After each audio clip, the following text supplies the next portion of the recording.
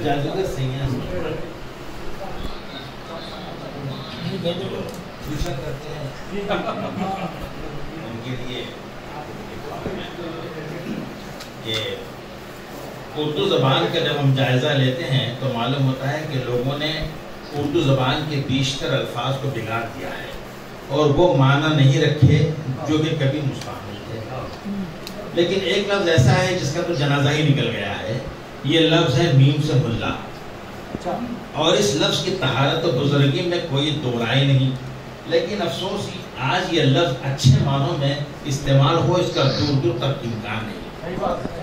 حالانکہ ملا بہت بڑے عالم و فاضل شخص کو کہتے ہیں, جیسے ملا علی خاری, ملا جیون, ملا حشمت اللہ بیگ دانشمندی وغیرہ وغیرہ. اگر آج ہم لغت کو پیش نظر رکھ کر کسی شریف آدمی کو ملا کہہ دیں تو پھر سامنے لغت نہیں بلکہ اندھیرا ہی اندھیرا دکھائے. اور اگر اسی طرح کسی مولانا کو جو آپ ملا ارشاد فرما دیں تو دیکھیے کہ مولانا اپنی مسند ارشاد سے ترکی بترکی کیا ارشاد فرماتے ہیں. ملا دور حاضر میں اس شخص کو کہتے ہیں جو چھوچھا کرتا ہے, گنڈے فلیتے کا کاروبار کرتا ہے, نامن کرواتا ہے, صدقہ اتارتا ہے, غلط نکالتا ہے, لوگوں کو الو بناتا ہے اور اپنا الو سیدھا کرتا ہے, اور اپنی سحر انگیز باتوں سے خواتین کو شیشے میں اتارتا ہے. پتہ نہیں خواتین کو ان ملاؤں میں کیا دکھائی دیتا ہے کہ شب و روز جی جان سے گرویدہ رہتی ہیں. ہر ملا کے دربار میں خواتین کا ایک ہجوم سر بگریما رہتا ہے, اور جو مرد دکھائی دیتے ہیں وہ ان کے میاں ہوتے ہیں یا بھائی میاں ہوتے ہیں. صاحبان عقل کے ہاں جو مرتبہ خدا ترس پیر و مرشد کا ہوتا ہے وہی کچھ کم عقل مستورات میں ایک چھوچا کرنے والے ملا کا ہوتا ہے. یہ اور بات ہے کہ ملا کے مکر اور لیڈر کے فریب میں تو ممالک آ جاتے ہیں, مستورات کیا چیز. یوں تو ملا کے نام ہی سے کسی مکار, دھوکے باز, موقع پرست, زر پرست بلکہ زن پرست شخصیت کا خاکہ ابھرتا ہے. تاہم ان میں جو پارسا, نیک اور عالم و کامل حضرات ہیں ان کا تو کیا پوچھنا. در حقیقت یہ باخدا لوگ قوم کے خدمت گزار ہیں. ہم تو ایسے خدا ترس حضرات سے وابستہ کیے تامہ کو اپنی خوش نصیبی متصور کرتے ہیں. انہی بزرگ عاملین اور خدا رسیدہ مرشدین زباد باصفا وہ اشخاص بیریا میں کچھ شیطان صفت اور ابلیس طبع حضرات شامل ہو کر اپنا مکروہ کھیل کھیلنے لگتے ہیں. انہی افراد سے ہمیں البتہ ایک چڑ سی ہے. بچھو کا منتر تو یاد نہیں اور لگے ہیں سانپ کے بل میں ہاتھ ڈالنے. شیطان انسان کا ازلی دشمن ہے. انہ لکم عدو مبین. یہ ان کے ساتھ شامل ہو کر وہ گل کھلاتا ہے کہ توبہ ہی ولی. وہ دھوکے جو جناب ابلیس کو بھی نہ سوجے ہوں گے ان ملاؤں کو سوجنے لگتے ہیں. آسانی سے بہت سا روپیہ کمانے کا یہ ایک ذریعہ بن جاتا ہے. شرک و بدعت, ضلالت و گمراہی, ناپاکی و عدم طہارت, اعمال بد و اعمال اسفل, غرض ہر وہ چیز جو اللہ اور اس کے رسول کو ناپسند ہے ان کے ہاں بدرجہ آدم اپنا اثر دکھانے لگتا ہے. اتحیات یاد نہیں اور لیمو اتارے جا رہے ہیں. دعائے خنوت یاد نہیں اور دھواں دیا جا رہا ہے. وضو کے فرائض معلوم نہیں اور دعا پڑھی جا رہی ہے. قرآن کی سورتوں کی تعداد کا پتہ نہیں, حضرات دیکھے جا رہے ہیں. خواتین تو ہوتی ہی ضعیف الاعتقاد ہیں, بس ایک چھومے زلفوں کو پھولے چھوم رہی ہیں مانو عزیز میاں چیخ چیخ کر سن رہا ہے. خواتین نابالغہ کو یہ وہم بلکہ وہم شدید ہو جاتا ہے کہ کسی نے ان پر جادو کروایا ہے. ہم سوچتے ہیں کہ وہ صرف جو سراپا جادو ہوتی ہیں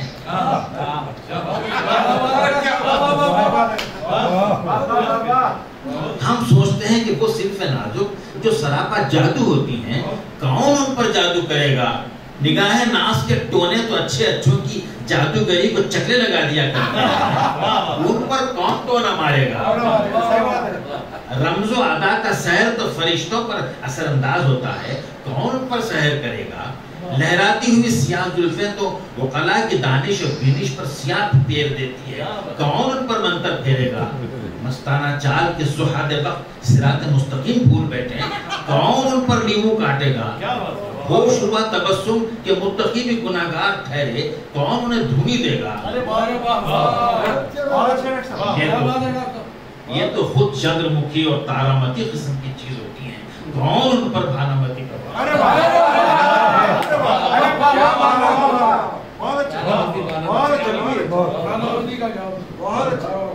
یہ تو خود چندر مکھی اور تارامتی ہوتی ہیں، کون ان پر بھانامتی کروائے گا؟ وہم کا ایک دریائے معجزم ہے کہ جس میں خیال و تصور کی کشتیاں مدام روان رہتی ہیں، اور ان ملاؤں کا کاروبار محض جھوٹ پر پھلتا پھولتا روز اپنی ترقی پر کام کر رہتا ہے۔ یہ ملا لوگ اس قدر جھوٹ بولتے ہیں کہ سچوں کی گھیٹی بن جاتی ہے۔ ان کی زبان پر ایک ہی فقرہ ہوتا ہے بی بی، ان کی زبان پر ایک ہی فقرہ ہوتا ہے بی بی، تم پر کسی نے چوٹ چلائی ہے، کوئی تمہارا دشمن ہے۔ اب کون اتنا خوش نصیب ہے اس بڑی دنیا میں کہ اس کا کوئی دشمن ہی نہ ہو؟ اس دنیا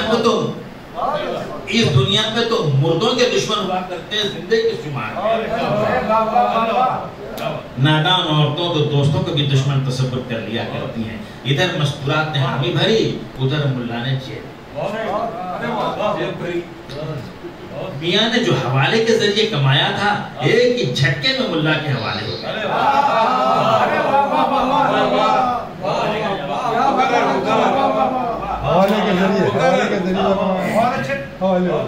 میاں نے جو حوالے کے ذریعے کمایا تھا، ایک ہی جھٹکے میں ملا کے حوالے ہو گیا۔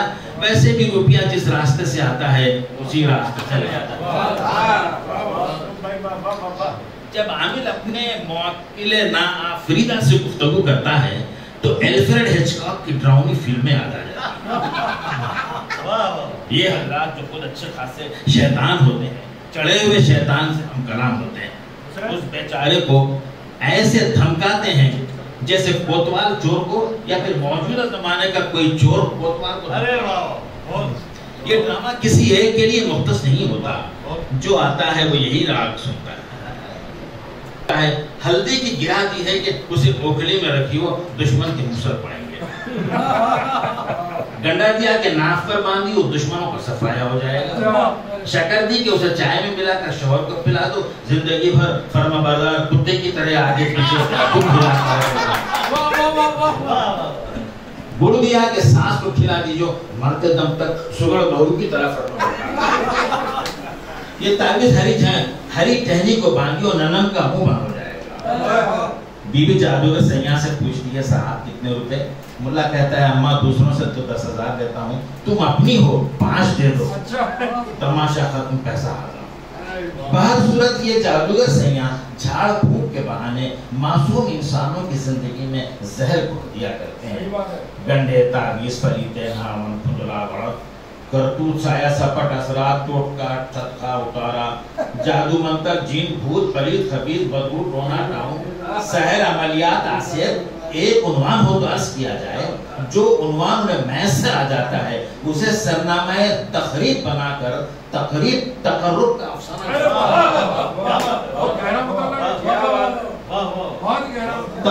افسانہ گڑھ لیتے ہیں۔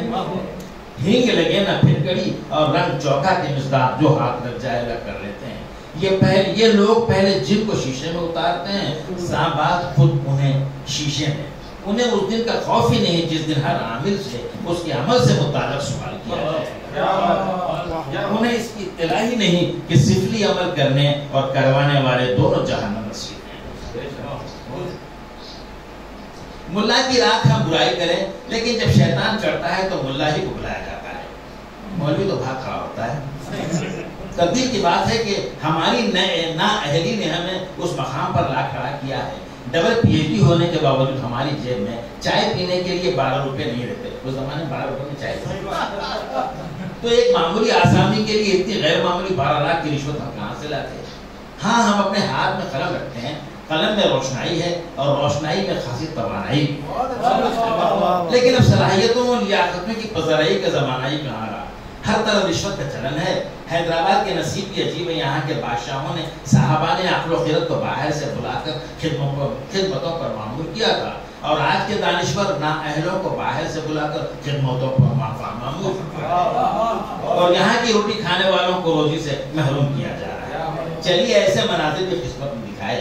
رشوت کے سلسلے میں ہم محکمہ پولیس اور اس کے اللہ کی بھائی محکمہ بلدیہ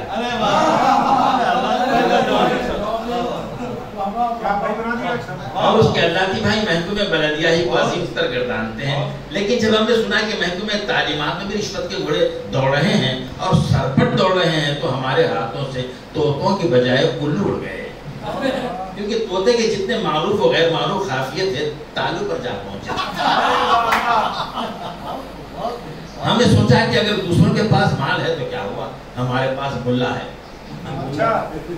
ملا حزیمت بیگ المعروف پکانے شاہ پڑھ بچھا کر اچھے اچھوں کو چپ کر دیا کرتے ہیں، بگڑے ہوئے کام بنانا اور بنے ہوئے کام کو بگاڑنا حضرت کے بائیں ہاتھ میں کام۔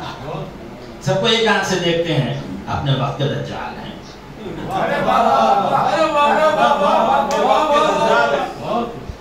سب کو ایک آنکھ سے دیکھتے ہیں، اپنے وقت کے دجال ہیں۔ تعویذ دی تباہ کر دیا، فریتا دیا فوت ہو گئے، گنڈا دیا تو پانی دوڑا دیا، گنڈا دیا تو پانی دوڑا دیا۔ جب ایسی عمدہ صلاحیتوں کا علمبردار ملا ہمارے پاس ہو تو لوگ لاکھ رشوت سے لوگوں کو خریدنے کی کوشش کریں، ہمارا تصور تو ہو کر ہی رہے گا۔ ملا نے ہم سے کہا کہ میاں یہ تعویذ ہے جسے پہلے دادا حضرت آزمایا کرتے تھے، پھر والد ماجد آزماتے ہیں، اور اب یہ بندے ناہنجار نابکار مسلسل آزما رہا ہے۔ اس تعویذ کو لے جاؤ اور چکی کے پاٹ کے نیچے دبا کر رکھو، دشمن کا بھیجا نہ باہر نکل آئے تو میرا نام کانے شاہ نہیں۔ تمہیں دیکھتے ہی تمہارا انٹرویو لینے والوں کے ہاتھ پاؤں پھول جائیں گے، ذہن معوف ہو جائے گا، آنکھوں میں اندھیری چھا جائے گی، صرف تمہارا نام پوچھ کر تمہارا تقرر کر دیا جائے گا۔ ویسے تقرر کے لیے تمہارا نام ہی کافی ہے۔ ہم نے حضرت الحکم ملا کی پیوی تعویذ کو چکی کے پاٹ کے نیچے اتنا دبا رکھا جیسے مونٹو کرسٹو نے اپنا خزانہ دبا رکھا، لیکن یاروں نے ہمارا ہاتھ اس طرح دبایا کہ ہمیں انٹرویو ہی میں نہیں بلایا۔ کانے شاہ کی تعویذ میں اتنا اثر ہوگا ہم سوچ بھی نہیں سکتے۔ اب آپ سے کیا چھپائیں، ایک دفعہ کسی نازنین و محجبین و زہرہ جبین کے عشق میں ہم گرفتار ہو گئے تھے۔ کمبخت نے ہمیں اپنے زلف گراگیر میں کچھ اس طور اسیر بنا رکھا تھا کہ جائے ماندن نہ پائے رفتن والی بات پیدا ہو گئی۔ واقعی ہمیں عشق کا آگ کا دریا معلوم ہوتا تھا اور یہ احساس ہوتا تھا کہ ہمیں اس میں ڈوب کر گزرنا ہے۔ وہ تراکیب مطہرہ جو سینے مجنوں سے ہمارے سینے تک سینہ بسینہ چلی آ رہی تھی، جب شدت سے ناکام ہو گئی تو یاران دل نواز نے مشورہ دیا کہ کسی ملا سے مل لو، شاید بات بن جائے۔ پتہ بھی بتا دیا کہ رنگیلی کھڑکی میں رنگیلے بابا رہتے ہیں جو خود بھی بڑے رنگین واقع ہوتے ہیں اور رنگین معاملات کو نہایت رنگین سے حل فرما دیا کرتے ہیں۔ ان کے ہاں عشاق نامراد کی بھیڑ لگی رہتی ہے جو رنگیلے بابا کے علاج سے کبھی کبھی معاملات بھی ہو جاتے ہیں۔ عشاق خان شمزندہ دار نے ان کی گلی کو کوچے رنگین کا نام دے رکھا ہے۔ ہمارا خیال ہے کہ عاشق نامراد سے زیادہ مجبور محض کوئی نہیں ہوتا۔ آخرش ہم پوچھتے پوچھتے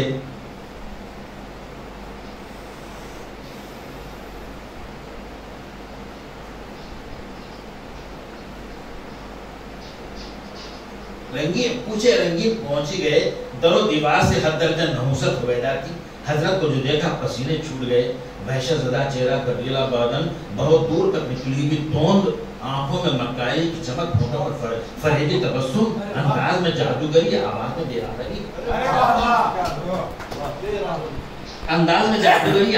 رادری۔ پوچھا نام کیا ہے؟ ہم نے کہا عباس متقی۔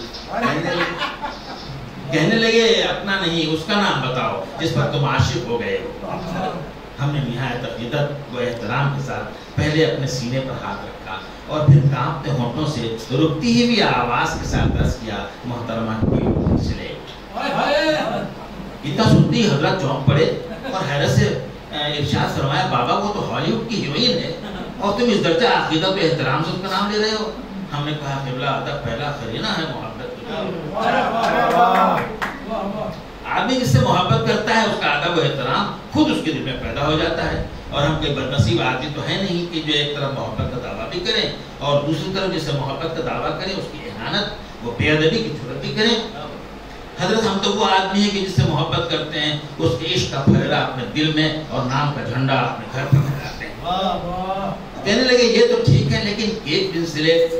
ہم نے کہا قبلہ وہ زمیل دوران وہ حسین زمان کو خدا ہی نے تو اپنے مبارک ہاتھوں سے بنایا اور کیا خود بنایا ہے کہ بس دیکھا کیجئے. اب یہی دیکھیے کہ اس کا حسن اس بلا کا ہے کہ دانش مندوں کا دل اڑا دیا کرتی ہے. اچھی اچھی وکلا ٹائٹانک کی طرح اس کی محبت مغرق ہو گئے. اور یوں بھی ہم ہر جمال میں خدا کا کمال دیکھتے ہیں. بس ایک بار وہ ہمیں مل جائے پھر دیکھیے ہم اس کی تقدیر بدل کر رکھ دیں گے. ملا نے حیرت سے کہا تقدیر؟ ہم نے کہا ہاں نگاہ مرد مومن سے بدل جائے.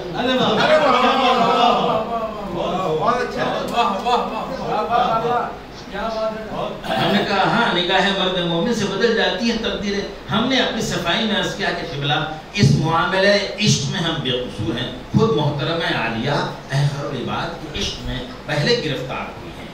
اس جملے پر حضرت چونک پڑے. پوچھا کیا آپ ہالی ووڈ گئے تھے؟ کیا آپ ہالی ووڈ گئے تھے؟ ہم نے کہا نہیں. پوچھا کیا وہ یاقوت پور آئی تھی؟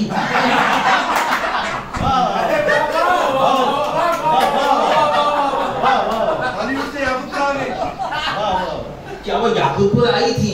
ہم نے کہا نہیں. کہنے لگے پھر ہم نے جواباً عرض کیا قبلہ ہم اس پر یقین رکھتے ہیں کہ عشق اول تک دل معشوق پیدا ہے.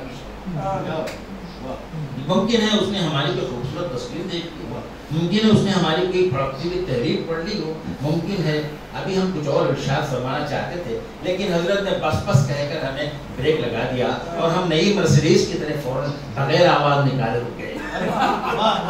کہنے لگے حضرت وہ انگریز ہے اور آپ مسلمان. ہم نے کہا تو کیا ہوا, صاحب کتاب سے نکاح جائز ہے. اور عشق و محبت کے معاملے میں تو جواز میں شدت پیدا ہو سکتی ہے. حضرت نے پھر اعتراض کیا کہ وہ ایک اداکار ہے اور آپ. ہم نے کہا حضرت جب شہنشاہ جذبات قسم کی شخصیت ہے, جب شہنشاہ جذبات قسم کی شخصیتیں اداکارہ سے شادی کر سکتی ہیں اور شادی کے بعد اداکارہ کی اداکاری کو اپنی معنی خیز خاموشی سے برداشت کر سکتی ہیں تو ہم کون روک سکتے ہیں اور ہماری آبرو کیا متاثر ہوتی ہے. اور پھر انہوں نے راجیش کھنہ کی طرح اپنی گردن جھٹک کر کہا اور آبرو کا پاس لحاظ رکھتا کون ہے.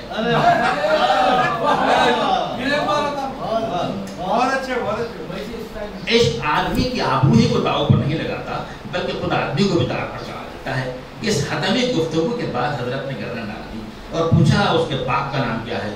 ہم نے کہا انگریزوں میں باپ کا نام پوچھنے کا رواج نہیں.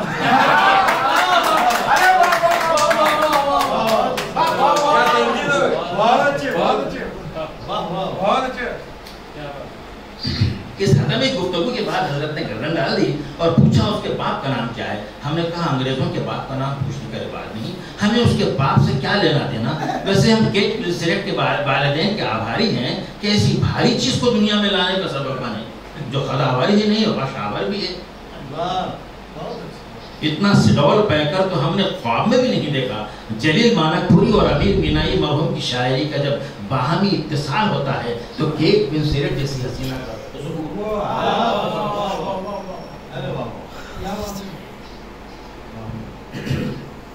انگریزی میں بات کرتی ہے تو اردو میں بھول جاتے ہیں. دل کھول کر ہنستی ہے تو دل اور دماغ دونوں باغ ہو جاتا ہے. ہم نے کیٹ کے بارے میں مزید کچھ نہیں بتایا کہ کہیں بن گیا رقیب آخر تھا جو راستہ اپنا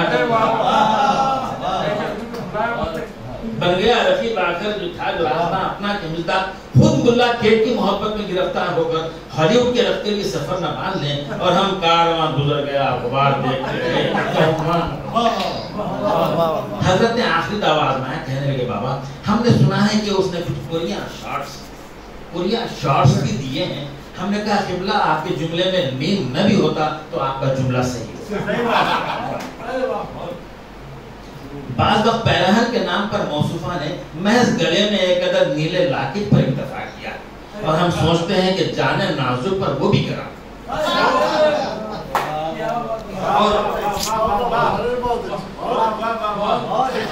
اور یوں بھی جب چمن میں پھول کھلتا ہے تو تنہا بتبدیل ہوتا ہے. ہم نے کیٹ کی وکالت پر کمر باندھ لی. اگر غنچے کو ملفوف کر دیا جائے تو کون اس کی نزاکت ظاہری و لطافت باطنی سے لطف اندوز ہوگا. اور تو اور غالب مرحوم نے بھی تو ارشاد فرمایا تھا کہ خیز تصویر کے پردے میں بھی عریاں نکلا. ہماری تقریر دل پذیر پر حضرت نے منہ کھول دیا گویا سوچ رہے ہوں کہ جادوگر سیاں وہ ہیں یا خدا نخواستہ ہم ہیں. کہنے لگے کیا چاہتے ہو؟ اس سوال پر ہم نے کماری دوشیزاؤں کی طرح اپنی انگلیاں مروڑی اور پھر شرما کر نگاہوں کو نیچے کر لیا. بہت سی باتیں کہاں لفظوں کے متقاضی. حضرت یہ دیکھ کر مسکرایا اور کہنے لگے اسے کہتے ہیں سچا عشق، کہاں امریکہ اور کہاں یاقوت پورا. ارشاد فرمایا کہ یہ کام ذرا مشکل ہے. ہندوستان اور امریکہ کے درمیان کچھ سمندر آ گئے ہیں. پہاڑ آ جاتے تو کوئی بات نہیں تھی، میرے موکل پہاڑوں کو خاطر میں نہیں لاتے، لیکن تم امید رکھو تمہارا کام ہو جائے گا. اماوس کی رات میں عمل تاسنا ہوگا اور پورم کی رات میں نہاور کروانا ہوگا. یہ سب ہم کر لیں گے. حضرت نے طویل سانس لی اور یوں ایک تبسم میں خاص کے ساتھ گویا ہوئے نہ جانے کیوں تمہاری عاشقی پر ہمیں رحم آ رہا ہے. ہم نے کہا قبلہ آپ کی نوازش ہے، ورنہ اس دنیا میں محبت کرنے والوں کے لوگ دشمن ہو جاتے ہیں، خاص کر وہ عورتیں جو محبت کرنے والی کی بیویاں. اتنا سنتے ہی وہ خاموش ہو گئے، گویا سوچ رہے ہوں کہ کیا ایسا بھی ممکن ہے. لیکن پھر سنبھل کر بولے 10,000 لوں گا. ہم نے کہا حضور منظور، کیٹ ونسلیٹ کے لیے ہم 10 یا 20,000 خرچنے کو تیار ہیں، بس اس سے شادی ہونی چاہیے. کہنے لگے ایک گڑت کرنا ہوگا اور 3 ٹوٹے کرنے ہوں گے، اتارا بار بتاؤں گا، لیکن کچھ چیزیں لانا ہوگا. ہم نے کہا قبلہ حکم دیجیے، کوئی خاص سے بھی لانا ہو تو لے آئیں گے. قبلہ نے ارشاد فرمایا 1 سیاہ مرغ، 3 تازہ لیمو، 3 گز کائی ڈوری، 5 گز کالا کپڑا، 7 ندیوں کا پانی، کفے دریا، الو کا دودھ، شیر کا دانت، چیل کا بھیجا، بڑ کی جڑ، راغل کا انڈا، 7 قسم کی دالیں، پرانے قبر کی مٹی، سفید گھوڑے کی نال، کالے بچھو کٹا، ببور کے 3 عدد کانٹے، نیم کی چھالے، ٹھکی بارود، 3 مٹھی دریا کی ریت. ہم نے وسرش کیا، ان تمام چیزوں کو جمع کیا اور میں 10,000 کی حضرت رنگیلے شاہ کی نظر کی، لیکن ہونے کو کون ڈال سکتا ہے. 2 ہفتوں بعد اخبار سے اطلاع ملی کہ کیٹ ونسلیٹ نے کسی سے 3ری مرتبہ شادی کر دی. اب ہم نے یہ طے کر لیا ہے کہ آئندہ اگر ہم کسی کے عشق میں پھنس بھی جائیں تو خواہ کچھ ہو، کسی ملا کے جنگل میں ہرگز نہیں پھنسیں.